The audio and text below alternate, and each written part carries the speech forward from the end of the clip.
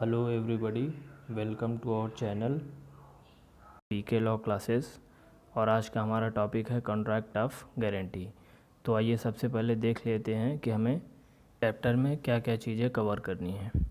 तो हमें ये 8 टॉपिक कवर करना है। गारंटी हो गया, कंसिडरेशन हो गया, invalid guarantee, surety liability, continuing guarantee, revocation of continuing guarantee, discharge of surety liability and last है राइट ऑफ श्योरिटी। तो इतनी चीज़ें हमें इस चैप्टर में कवर करनी है। सबसे पहले हम लोग समझेंगे गारंटी।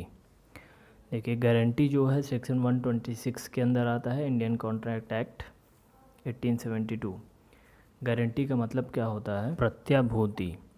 इसमें 3 पार्टियाँ होती हैं, surety, principal debtor and creditors. तो कॉन्ट्रैक्ट ऑफ गारंटी क्या है कि is a contract to perform the promise और discharge the liability of a third person in case of his default. इसमें क्या है कि एक व्यक्ति वादा करता है दूसरे व्यक्ति के लिए कि अगर वो कोई प्रॉमिस किया है और उसको परफॉर्म नहीं करता है तो उस प्रॉमिस को मैं परफॉर्म करूँगा, उसकी जो भी लायबिलिटी है उसको मैं कंप्लीट करूँगा। आगे देखते हैं कि तीनों पार्टियों का क्या क्या रोल है इसमें। श्योरिटी का क्या रोल है? Person who give the guarantee, जो गारंटी देता है कि मैं जिम्मेदारी ले रहा हूँ, उसको हम श्योरिटी कहते हैं। दूसरा है प्रिंसिपल डेप्टर। प्रिंसिपल डेप्टर कौन है? जिसके लिए वो गारंटी ले रहा है, जिसके पक्ष में वो गारंटी ले रहा है, उसको हम प्रिंसिपल डेप्टर कहते हैं। और जिसको हम गारंटी देते हैं उसको क्रेडिटर्स कहते हैं। इसको एक एग्जांपल के थ्रू समझते हैं कि मान लीजिए बी है जो कि ए के पास जाता है लोन लेने के लिए कुछ अमाउंट के लिए। तो वो ऐसे कहता है कि मुझे जो है लोन दे दो, मैं तुम्हें 1 साल में दे दूँगा। तो ए कहता है कि मैं तो तुम्हें जानता ही नहीं, तो मैं तुम्हें लोन कैसे दे सकता हूँ, मैं तुम्हारे ऊपर भरोसा कैसे कर सकता हूँ। तो वहीं पे सी आ जाता है और सी क्या कहता है कि अगर ये लोन का पैसा वापस नहीं करता है तो इसकी गारंटी मैं लेता हूँ कि मैं इसकी भरपाई करूँगा। जो भी लोन का अमाउंट होगा, अगर ये नहीं भरता है तो इसकी भरपाई कौन करेगा? सी। तो यहाँ पे कितनी पार्टियाँ हो गई? 3 पार्टियाँ हो गई। ए क्या हो गया? क्रेडिटर्स हो गया, बी हो गया प्रिंसिपल डेप्टर्स, और सी जो अदर थर्ड पार्टी है वो क्या हो गया? श्योरिटी हो गया, जो ये श्योर कर रहा है, गारंटी ले रहा है कि मैं इसका भरपाई करूँगा। जो प्रिंसिपल डेप्टर्स है उसकी क्या होगी? प्राइमरी लायबिलिटी उसी की होगी, और श्योरिटी की क्या होगी? सेकेंडरी लायबिलिटी होती है, उसकी प्राइमरी लायबिलिटी नहीं होती। डायग्राम के थ्रू समझते हैं। ए और बी के बीच में कॉन्ट्रैक्ट ऑफ गारंटी है। ए और सी के बीच में कैसा कॉन्ट्रैक्ट है? गारंटी का कॉन्ट्रैक्ट है। लेकिन बी और सी के बीच में कैसा कॉन्ट्रैक्ट होता है? कॉन्ट्रैक्ट ऑफ इंडेमनिटी का, जो अपने आप अंडरस्टूड होता है। दोनों के बीच कॉन्ट्रैक्ट ऑफ इंडेमनिटी हो जाता है, क्योंकि सी भरपाई करेगा जो भी पैसा, तो वो कभी ना कभी बी से तो लेगा ही। आगे वाले डायग्राम में देखते हैं कि सी के साथ डी भी आ गया, मतलब कि जरूरी नहीं कि एक ही श्योरिटी हो। कॉन्ट्रैक्ट ऑफ गारंटी में एक से ज़्यादा को श्योरिटीज़ हो सकते हैं जो गारंटी ले सकते हैं भरपाई करने की। सी और डी के बीच में कैसा कॉन्ट्रैक्ट होगा? कॉन्ट्रैक्ट ऑफ इंडेमनिटी का, वही जो बी और सी के बीच में है। आगे देखते हैं कि कंसिडरेशन क्या होता है। कोई भी कॉन्ट्रैक्ट करने के लिए कंसिडरेशन की ज़रूरत पड़ती है। बिना कंसिडरेशन के कॉन्ट्रैक्ट नहीं भी वैलिड होता है। तो कंसिडरेशन ऑफ फॉर गारंटी किस में आता है? सेक्शन 127 के अंदर। इसमें क्या है कि जो श्योरिटी है, गारंटर है, वो प्रिंसिपल डेप्टर के लिए उसके बेनिफिट के लिए कोई भी प्रॉमिस करता है तो उसे क्या मान लिया जाता है? एक सफिशिएंट कंसिडरेशन माना जाता है गारंटी ऑफ कॉन्ट्रैक्ट के लिए।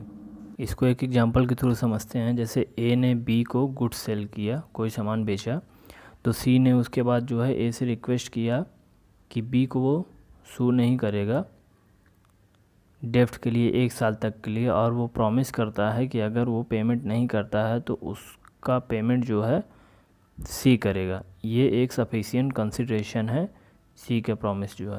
आगे देखते हैं कि इनवैलिड गारंटी क्या होती है। इसको 2 सेक्शंस में डिवाइड किया गया है, सेक्शन 142 एंड सेक्शन 143 में, कि जब हम कॉन्ट्रैक्ट ऑफ गारंटी करते हैं तो वो इनवैलिड कब हो जाता है, गारंटी इनवैलिड कैसे हो जाती है।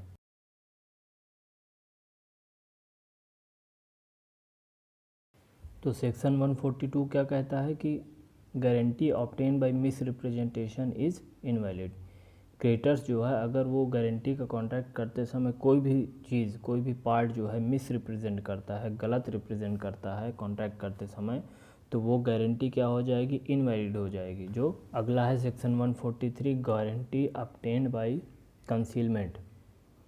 अब कंसीलमेंट के द्वारा अगर कोई गारंटी कॉन्ट्रैक्ट करते हैं तो वो भी क्या हो जाएगा, इनवैलिड हो जाएगा। जैसे क्रेडिटर कोई चीज़ नहीं बताता है, किसी के बारे में कॉन्ट्रैक्ट करवा रहा है लेकिन उस पर्सन के बारे में नहीं बता रहा है कि वो जैसे चोर है, और सिक्योरिटी को ये चीज़ नहीं बताई जा रही है, उसको छुपाया जा रहा है, तो इसको क्या कहते हैं, गारंटी ऑब्टेन्ड बाय कंसीलमेंट, जो कि इनवैलिड हो जाएगी। इससे रिलेटेड एक केस देखते हैं, London General Omnibus Company versus Holloway. इस केस में क्या हुआ था कि जो डिफेंडेंट था उसको इनवाइट किया गया कि वो गारंटी ले एक सर्वेंट की। उसने एक सर्वेंट की गारंटी ली थी कि इसको जो है काम पर रख लीजिए, इसको ये अच्छा काम करेगा, ईमानदार व्यक्ति है। तो एम्प्लॉयर ने क्या किया, उसको काम पे रख लिया। उसके बाद कुछ दिन बाद क्या हुआ कि एम्प्लॉयर ने उसे काम से निकाल दिया। तो यहाँ पे सिक्योरिटी लायबल नहीं होगा, क्योंकि सिक्योरिटी ने जो है उसे एक ईमानदार व्यक्ति समझ के उसकी गारंटी ली थी। उसे नहीं पता था कि वो एक सातिर चोर है। तो इसमें क्या हुआ, जो सिक्योरिटी है वो लायबल नहीं होगा because of miss representation, section 142। आगे देखते हैं सिक्योरिटी लायबिलिटी, जो कि आता है सेक्शन 128 के अंदर। इसमें क्या होता है कि सिक्योरिटी की लायबिलिटी क्या होती है, जो प्रिंसिपल डेप्टर होता है जो उसकी लायबिलिटी है, वही लायबिलिटी लगभग सिक्योरिटी की भी होती है, सेम वैसे ही। जैसे यहाँ पे एक एग्जांपल है कि सी गारंटी देता है ए को बी के पेमेंट के लिए। बी को क्या करना है, एक बिल पेमेंट करना है, तो सी गारंटी देता है। अब बी ने बिल पेमेंट नहीं किया है तो सी क्या करेगा, उस बिल का पेमेंट करेगा, लेकिन उस बिल पे अगर कोई इंटरेस्ट चार्ज है तो उसको भी वो पे करेगा, उसको भी उसे पे करना पड़ेगा। सिक्योरिटी क्या कर सकता है, अपनी लायबिलिटी को भी लिमिट कर सकता है। कोई कंडीशन भी लगा सकता है कि अगर उसकी कंडीशन फुलफ़िल नहीं हुई तो वो गारंटी विड्रॉ कर ली जाएगी, वो लायबल नहीं होगा उस चीज़ के लिए। जैसे एग्जांपल लेते हैं कि ए ने बी से कॉन्ट्रैक्ट किया लोन के लिए, सी क्या है वहाँ पे गारंटर है, और उसने ये कंडीशन रख दी कि अगर डी और ई भी साथ में गारंटी लेते हैं तभी वो गारंटर बनेगा। आगे देखते हैं कि suit against principal debtor alone, suit against security only, death of principal debtor, ये क्या होता है। Suit against principal debtor alone का मतलब है कि जो क्रेडिटर्स है वो किसके ऊपर सूट कर सकता है, किसके ऊपर केस कर सकता है। तो क्या वो प्रिंसिपल डेप्टर के ऊपर अकेले ही केस कर सकता है, तो हाँ वो कर सकता है, उसका सूट रिजेक्ट नहीं होगा। आगे देखते हैं क्या वो केवल सिक्योरिटी के ऊपर सूट कर सकता है। Creditors can suit alone to security, तो वो कर सकता है, लेकिन तभी कर सकता है उसे स्पेसिफिक रीज़न उसे एफिडेविट में लिख करके बताना पड़ेगा कि वो प्रिंसिपल डेप्टर को सूट क्यों नहीं कर रहा है और सिक्योरिटी को ही सूट क्यों कर रहा है। तो उसे रीज़न ये बताना पड़ेगा, तभी वो सिक्योरिटी को सूट कर सकता है, उसके ऊपर केस कर सकता है जब किसी चीज़ की पेमेंट नहीं होती है। तो आगे देखते हैं कि अगर प्रिंसिपल डेप्टर की डेथ हो जाए तब क्या होगा। तो अगर प्रिंसिपल डेप्टर की डेथ हो जाती है तो उसके अगेंस्ट सूट नहीं किया जा सकता, उसके अगेंस्ट सूट करेंगे तो वो वॉइड हो जाएगा। लेकिन सिक्योरिटी की लायबिलिटी डिस्चार्ज नहीं होती है, सिक्योरिटी के अगेंस्ट क्रेडिटर सूट कर सकता है रिकवर करने के लिए अमाउंट।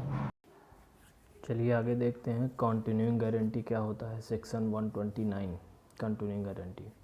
कंटिन्यूइंग गारंटी क्या होता है, एक सीरीज ऑफ ट्रांजैक्शन के लिए होता है कि जैसे हमने गारंटी दे दी है किसी को कि तुम इसे साल भर सामान देते रहना, मैं इस चीज़ की गारंटी लेता हूँ कि ये नहीं पे करेगा तो मैं पे करूँगा। तो ये क्या हो गया, सीरीज ऑफ ट्रांजैक्शन की गारंटी हो गई कि ट्रांजैक्शन चलते रहेंगे और गारंटी आगे चलती रहेगी जितने पीरियड के लिए वो मेंशन किया जाएगा।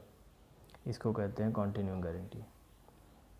उसके बाद है revocation of continuing guarantee, section 130 कि जो कंटिन्यूइंग गारंटी है उसको हम कब ख़त्म कर सकते हैं।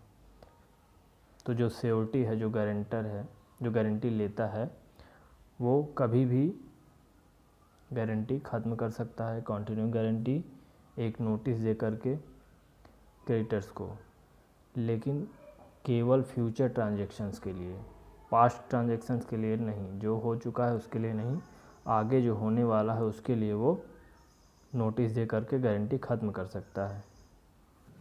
इसके आगे है revocation of continuing guarantee bye security death, जो कि आता है सेक्शन 131 में, कि अगर जो है सिक्योरिटी की डेथ हो जाती है तो कंटिन्यूइंग गारंटी अपने आप रिवोक हो जाती है, ख़त्म हो जाती है। जैसे ही सिक्योरिटी की डेथ होगी कंटिन्यूइंग गारंटी ख़त्म हो जाएगी, अगर वो कॉन्ट्रैक्ट में मेंशन नहीं है कि आफ्टर डेथ ख़त्म नहीं होगी। और अगर क्रेडिटर्स को ये नहीं मालूम है कि सिक्योरिटी की डेथ हो गई है तो फ्यूचर ट्रांजैक्शन के लिए क्रेडिटर्स सिक्योरिटी की प्रॉपर्टी से रिकवर कर सकता है अपना अमाउंट, और जो पास्ट ट्रांजैक्शंस का अमाउंट है उसको भी वो रिकवर कर सकता है सिक्योरिटी की प्रॉपर्टी से उसके डेथ होने के बाद। जैसे कि गारंटी दी है सिक्योरिटी ने और ट्रांजैक्शन चल रहे हैं, उसके बाद सिक्योरिटी की डेथ हो जाती है, तो डेथ होने के बाद क्रेडिटर्स क्या करेगा, उसकी प्रॉपर्टी से वो रिकवर कर लेगा, अपना जो भी अमाउंट है वो प्रॉपर्टी से रिकवर करेगा उसके डेथ होने के बाद। अब आगे देखते हैं कंडक्ट ऑफ पार्टीज़ सेक्शन 133। इसमें क्या होता है कि जैसे कि प्रिंसिपल डेप्टर है, क्रेडिटर्स है और सिक्योरिटी है, और क्रेडिटर्स और प्रिंसिपल डेप्टर आपस में कोई कॉन्ट्रैक्ट कर लेते हैं, कॉन्ट्रैक्ट में कोई बदलाव करते हैं जो कि सिक्योरिटी को नहीं पता है, तो उसके लिए सिक्योरिटी लाइबल नहीं होगा। उसने गारंटी तो ली है लेकिन वो लाइबल नहीं होगा।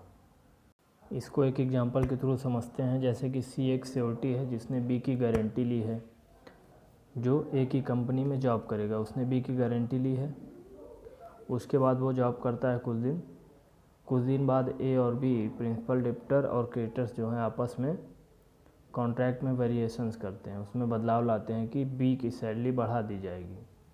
अब उसकी सैलरी बढ़ा दी गई है लेकिन सिक्योरिटी को इस बात का कोई जानकारी नहीं है, तो इसमें अगर बी कोई नुकसान करता है तो उसके लिए सी लाइबल नहीं होगा, सिक्योरिटी लाइबल नहीं होगा।